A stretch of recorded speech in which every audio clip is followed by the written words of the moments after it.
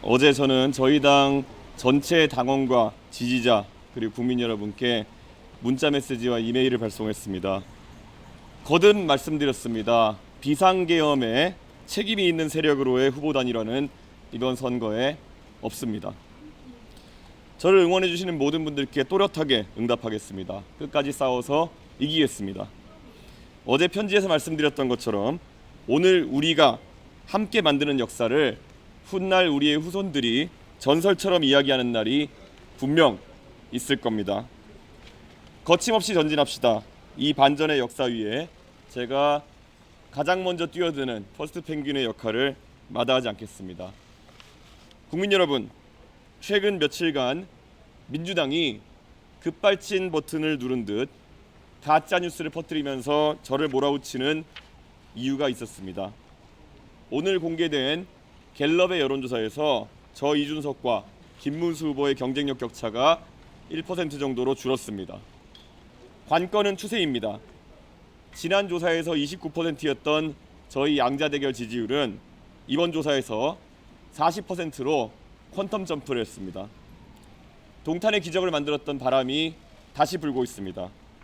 이 추세대로라면은 아마 오늘 진행된 조사에서는 제가 김문수 후보를 뛰어넘을 것이고 아마 내일 조사에서는 이재명 후보를 뛰어넘는 조사 결과가 나올 수도 있을 것입니다.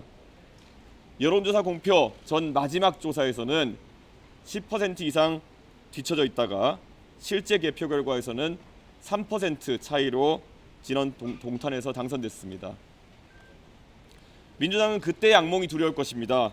민주당에게는 악몽이지만 국민에게는 그것이 희망입니다. 동탄의 기적이 대한민국의 기적으로 되살아나는 그런 순간이 다가오고 있습니다. 국민 여러분, 김문수 후보로는 이재명 후보를 이길 수 없다는 사실을 이제 국민의힘 모두가 잘 알 것입니다. 그럼에도 그들이 버티는 이유는 그들에게는 당선보다 당권이 우선이기 때문입니다. 한덕수 총리와 단일화하겠다는 공약으로 후보가 됐던 김문수 후보는 목적을 달성하자마자 그 약속을 무시했고 국민의힘 후보가 된 다음에도 난데없이 저와의 단일화만 주구장창 얘기하면서 대국민 가스라이팅을 계속하고 있습니다. 단일화 이외에는 내세울 것이 없는 후보라는 것이 증명되고 있습니다.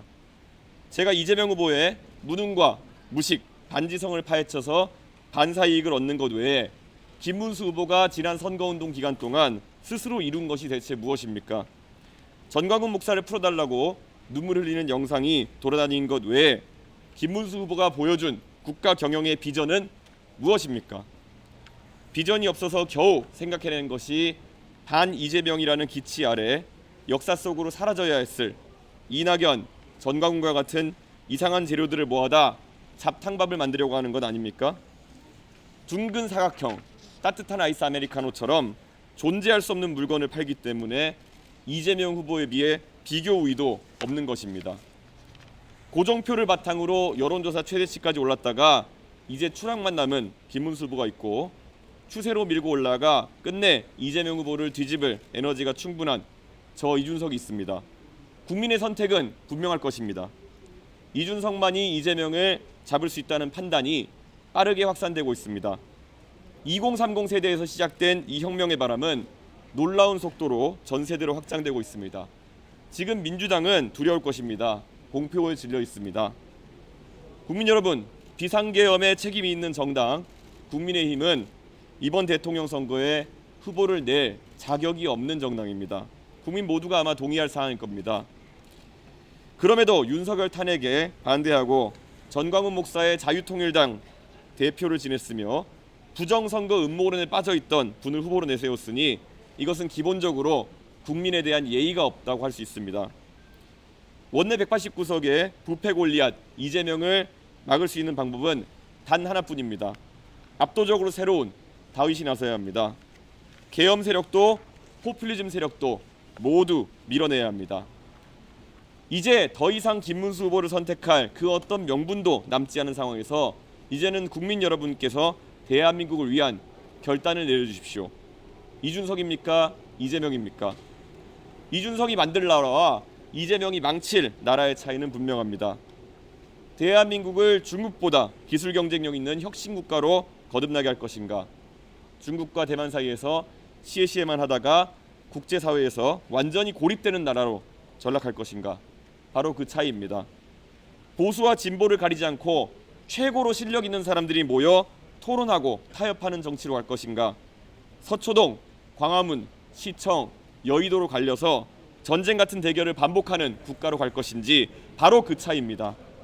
대통령을 두려워하는 나라가 아니라 대통령과 언제든지 토론할 수 있는 나라를 만들겠습니다. 총통이 아니라 국민의 시대를 만들겠습니다. 그게 바로 이준석 정부입니다. 국민 여러분, 결단의 시간입니다. 어둠이 물러나니 해가 뜨는 것이 아니라 해가 뜨기 때문에 어둠이 물러나는 것입니다. 겨울이 물러나서 봄이 오는 것이 아니라 봄이 차올라서 겨울을 밀어내는 것입니다. 어둠이 편이 된 햇볕은 어둠을 밝힐 수가 없습니다. 이재명은 세상을 바꿀 수 없습니다. 오늘 밤 마지막 TV 토론을 보시면 판단은 더욱 분명해질 것입니다. 이준석에게 압도적 지지를 몰아주십시오. 반드시 승리해서 보답하겠습니다. 감사합니다. 네. 질문 받겠습니다. 네, 질문. 예. 김문수 후보에게 사퇴는 이미 요구한 바가 있고요. 반복할 필요는 없지만 김문수 후보로는 이기지 못한다. 그렇다면 김문수 후보가 할 수 있는 판단은 명확할 겁니다.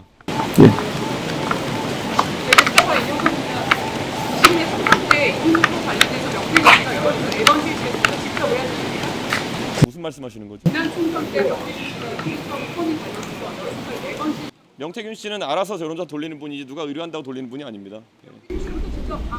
기자회견에 관한 질문 해주시고요. 예, 저는 어제 뉴스타파의 보도에 대해 가지고 제 입장을 이미 페이스북에 게시하지 않았습니까?